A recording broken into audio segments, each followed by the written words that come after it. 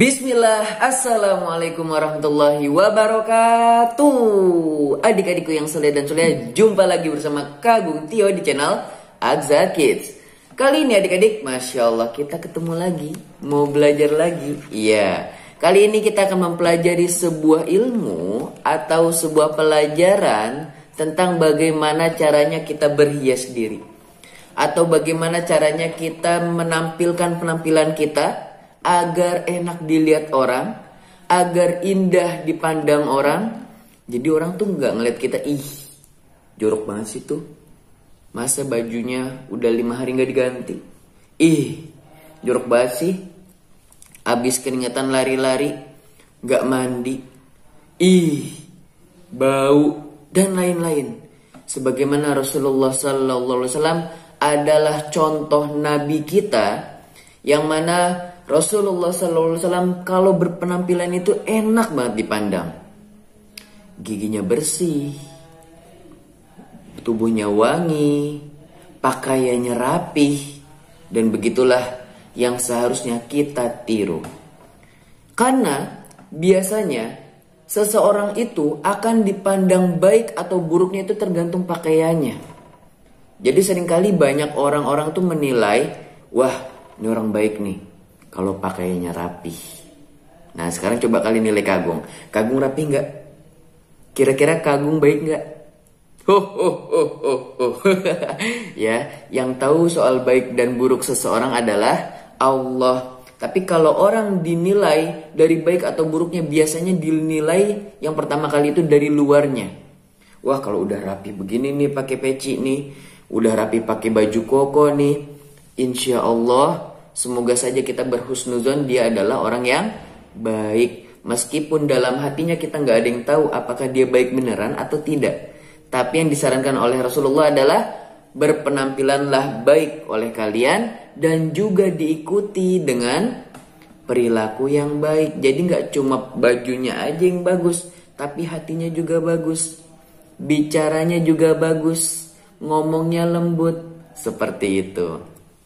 Selanjutnya adik-adik, pernah suatu ketika sahabat mengadukan kepada Rasulullah SAW dan mengatakan, ya Rasulullah, ada seorang sahabat, bajunya bagus, sendalnya bagus. Sahabat ini ingin mengatakan, apakah dia termasuk orang sombong? Lalu kata Rasulullah SAW, bukan. Sombong itu bukan orang yang memakai pakaian yang bagus.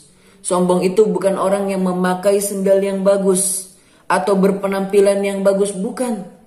Tetapi sombong itu adalah batrul haq wa gomtun nas, menolak kebenaran dan meremehkan manusia. Jadi sombong itu adalah kalau misalnya kita melihat ada orang, dasar kamu miskin, itu meremehkan tandanya ya, itu baru sombong.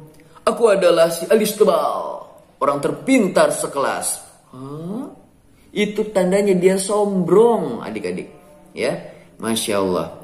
Jadi orang sombong itu tidak bisa dinilai dari bajunya bagus, atau pakaiannya bagus, atau penampilannya bagus. Tidak. Tapi ciri-ciri orang sombong adalah mereka yang merendahkan manusia dan menolak kebenaran. Yang aku lakuin ini benar kok, buktinya mereka senang sama aku. Padahal yang ia lakukan adalah keliru. Tapi dia nggak mau tahu. Pokoknya kalau mereka senang, intinya aku bener aja. Itu nggak boleh. Ya, dia membantu temannya metik pohon tetangga. Kan temannya senang dibantu. Ya, tapi dia nggak sadar kalau misalnya ternyata perbuatan tersebut adalah perbuatan tercela. Kemudian ada teman yang lain menasihati, itu perbuatan buruk loh. Enggak, itu baik kok. Itu tandanya dia menolak kebenaran, dan ini termasuk sifat sombong. Lalu Rasulullah SAW menambahkan, innallaha jamil yuhibbul jamal. Nah adik-adik pasti sudah hafal dong. Coba bacakan. Iya Kagung, aku udah hafal. Innallaha jamil yuhibbul jamal. Coba artinya apa? Tahu nggak? Tahu itunya doang Kagung. Ya udah Kagung artikan ya.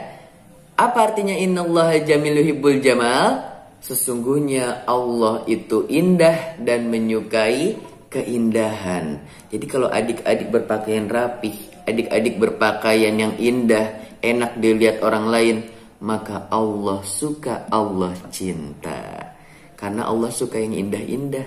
Karena Allah sendiri adalah Maha Indah, yang paling indah. Mau ngeliat Allah? Masuk surga dulu ya. Nah, selanjutnya, apa sih manfaat dari kita berpenampilan indah? Ya, yang pertama, kita akan enak dipandang ya. Seseorang akan enak dipandang kalau dia berpenampilan indah. Kalau misalnya dia berpenampilan acak-adul. Apa tuh cakadul? Acak-adul itu acak-acakan ya. Rambut nggak pernah disisir. Atau rambutnya acak-acakan. Pakaiannya nggak pernah disetrika. Dianya nggak pernah mandi. Maka orang-orang pun jadi nggak enak ngelihat dia. Ya.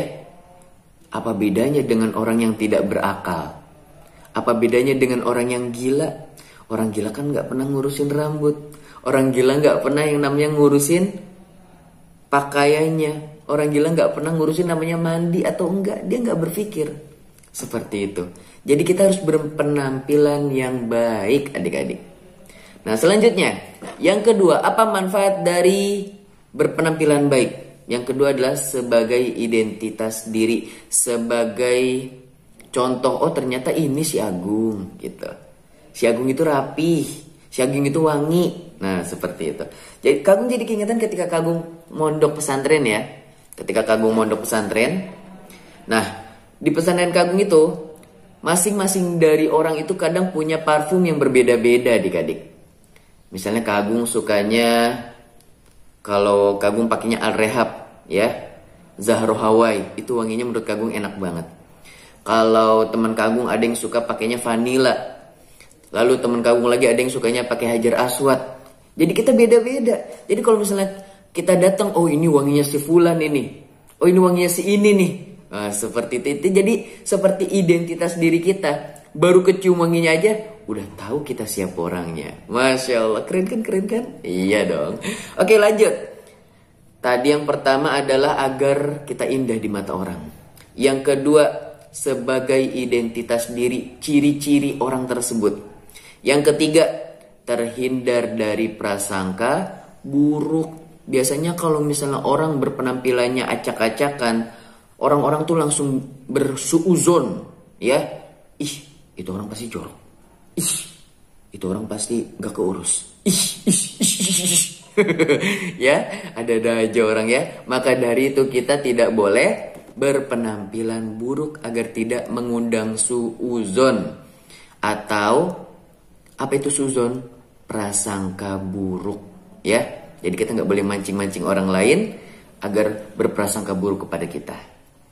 Nah, adik-adik, jadi kalau misalnya kita ditanya, seseorang dinilai pertama kali itu dari mana? Dari penampilannya. Kalau penampilannya baik, biasanya semoga akhlaknya juga baik. Kalau penampilannya buruk, berarti khawatir penampilannya, akhlaknya juga buruk. Kemudian, orang yang penampilannya baik mencerminkan orang yang baik. Ya, semoga saja. Meskipun kita tidak tahu hatinya itu baik beneran atau enggak. Nah, maka dari itu berpenampilan baik harus diikuti dengan tutur kata yang baik, akhlak yang baik kepada orang tua, ngomongnya yang lembut, kepada teman ngomongnya nggak ngegas, ya. Kak Agung jadi keingetan, Kak Agung punya teman orang Padang ya. Jadi kalau misalnya dia manggil orang aja ya, dia itu manggilnya kayak orang teriak, Agung. Kak Agung kalau dipanggil kayak gitu kan suka kaget ya. Kak Agung orang Jawa ngomongnya biasa lemah lembut. Giliran orang Padang ini manggil Kak Agung teriak-teriak, Agung sini, udah kayak lagi mau marahin Kak Agung. Ya, jadi diatur cara ngomongnya yang baik bagaimana. Selanjutnya, teladan kita dalam berpenampilan adalah siapa? Rasulullah Sallallahu Alaihi Wasallam. Karena Rasulullah yang mencerminkan dulu dirinya sebelum akhirnya dicontoh para sahabat radhiyallahu anhum. Jadi Rasulullah itu bahkan kata para sahabat ya, ada seorang sahabat mengatakan, aku nggak pernah ngeliat orang seperti Rasulullah sebelum dan setelah kematiannya. Jadi sebelum ada Rasulullah, dia nggak pernah ngeliat ada orang yang seperti beliau. Setelah kematian Rasulullah, nggak ada lagi orang seperti beliau. Karena keindahannya dipandang manusia. Selanjutnya, sesungguhnya Allah itu indah dan menyukai keindahan. Innallaha jamil yuhibbul jamal. Ya. Dan bagaimana agar orang-orang itu senang sama kita? Yaitu agar kita dengan cara kita berpenampilan baik. Nah, sekarang adab-adab berpenampilan. Apa saja sih yang harus kita lakukan dalam berpenampilan? Yang pertama, kita harus murah senyum. Rasulullah Sallallahu Alaihi Wasallam adalah seseorang hamba Allah sekaligus utusan Allah yang paling murah senyum. Dia adalah pemimpinnya para kaum muslimin. Dia adalah panglima perangnya kaum muslimin. Dia adalah tokoh utama kaum muslimin. Ya, bahkan kalau misalnya kita cek di Google ya, manusia terbaik di dunia, tuing paling pertama itu Rasulullah Sallallahu Alaihi Wasallam. Udah, kalian gak usah baca yang kedua, yang ketiga, yang keempat. Yang pertama aja udah Rasulullah. Ini karena Rasulullah memiliki contoh-contoh budi pekerti yang baik. Apa itu budi pekerti? Budi pekerti itu adalah contoh-contoh perilaku yang baik. Ya, Masya Allah, diantaranya Rasulullah suka tersenyum. Ting. Ya, seperti itu adik-adik ya. Jadi murah-murahlah kita dalam bersenyum. Sebagaimana Abdullah bin Al-Harith, beliau berkata, ma ra'aitu ahadan aktsara tabassuman min Rasulillahi sallallahu alaihi wasallam. Aku nggak pernah ngeliat ada orang yang sering tersenyum kecuali Rasulullah sallallahu alaihi wasallam. Tapi adik-adik, bukan berarti kita lagi bengong tiba-tiba senyum. Nanti yang ada orang ngeliatin kita, kenapa itu anak ya? Jangan-jangan. Jadi senyum itu kalau di hadapan orang lain sambil ucapkan salam, assalamualaikum, seperti itu. Oke, itu yang pertama, tersenyum ya, rajin tersenyum. Yang kedua, berpakaian indah, rapi, bersih dan menutup aurat ya. Sebagaimana Abdullah bin Abbas pernah melihat langsung, sebagaimana ia berkata, sungguh aku pernah melihat Rasulullah sallallahu alaihi wasallam menggunakan jubah yang paling indah ya.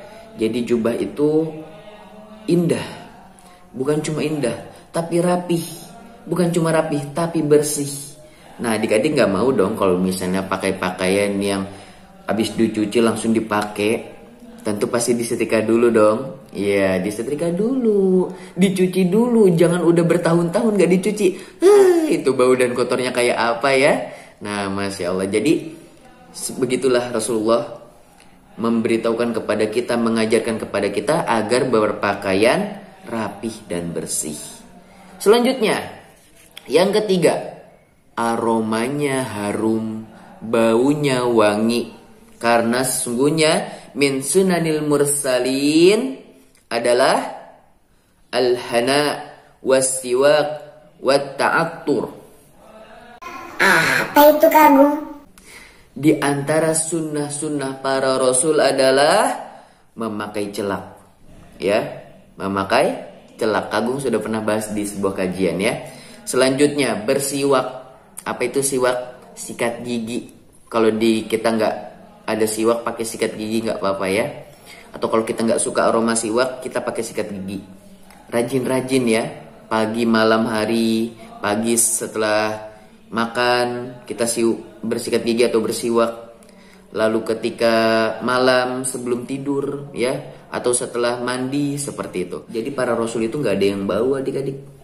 Para rasul, para nabi itu wangi-wangi semua. Bahkan suatu ketika Ummu Sulaim, ketika Rasulullah sedang tidur, Ummu Sulaim tuh ngambil keringatnya Rasulullah, ditaruh di sebuah wadah, ditaruh di sebuah tempat. Rasulullah berkeringat, diambilin air keringatnya Rasulullah. Kemudian Rasulullah bangun. Lalu Rasulullah berkata, "Hei Ummu Sulaim, apa yang kau lakukan?" Kemudian Ummu Sulaim berkata, aku mengambil keringatmu ya Rasul, karena keringatmu itu wangi. Masya Allah. Jadi kalau misalnya kita sering memakai wangi-wangian, maka nanti ketika kita berkeringat pun keringatnya akan menjadi wangi. Seperti itu adik-adik ya. Nah sama halnya kalau misalnya kita sering lari-larian tapi nggak pakai minyak wangi, keringatnya yang ada jadi bau. Seperti itu. Kemudian apalagi adab berpenampilan selanjutnya, yaitu badannya bersih, rajin mandi, rajin berwudu. Jadi mandi itu sehari ya minimal 2 kali. Tapi kalau keseringan juga nggak baik ya, buang-buang air. Kecuali misalnya lagi musim panas, siang-siang mandi, jadi pagi mandi, siang mandi, sore mandi. Ya, rajin banget jadi mandinya ya. Nah, jadi minimal itu 2 kali dalam sehari. Contoh bagaimana caranya agar badan kita bersih. Di antaranya dengan berwudu, dengan mandi, dengan tayamum, istinja. Apa itu istinja? Istinja adalah cebok. Jadi jangan sampai kalian itu habis buang air besar, buang air kecil tapi nggak cebok. Nanti yang ada bau itunya celana kalian ya. Nanti yang ada nempel bekas-bekas misalnya habis pup gitu kan. Kalau nggak cebok tuh ya.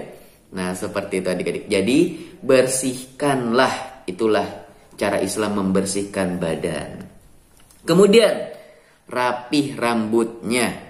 Rasulullah SAW suka memakai minyak rambut. Apa fungsinya memakai minyak rambut? Agar rambutnya tidak mudah berantakan, agar rambutnya mengkilap. Itu Rasulullah suka seperti itu, ya.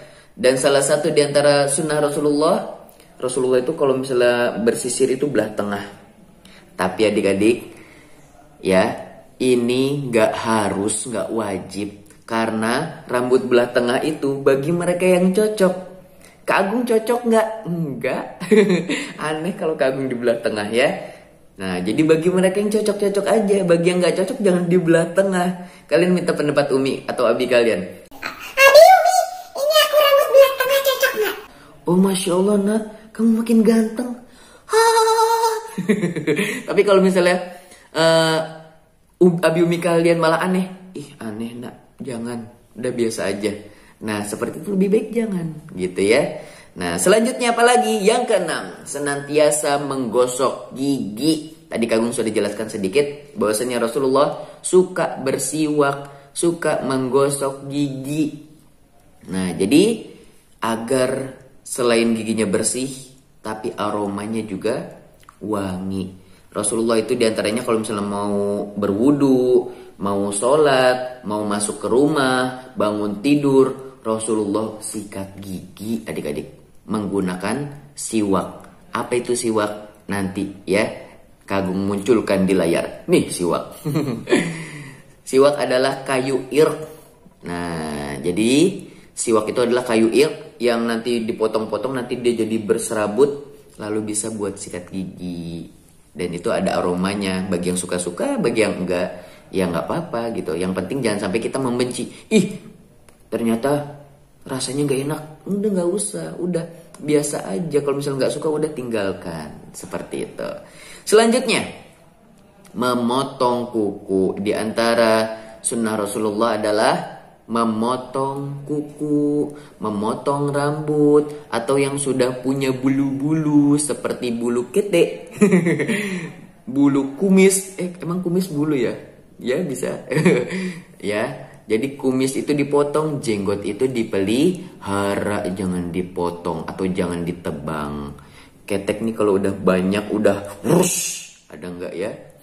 Mungkin kalian belum ada, tapi mungkin ada yang bapak-bapak keteknya banyak sininya ya. Nah, kan sunnahnya adalah dipotong. Kukunya juga dipotong, ya. Jangan nungguin panjang, lihat nih kuku Kagum tuh, rapi kan? Kagum malah pamer ya.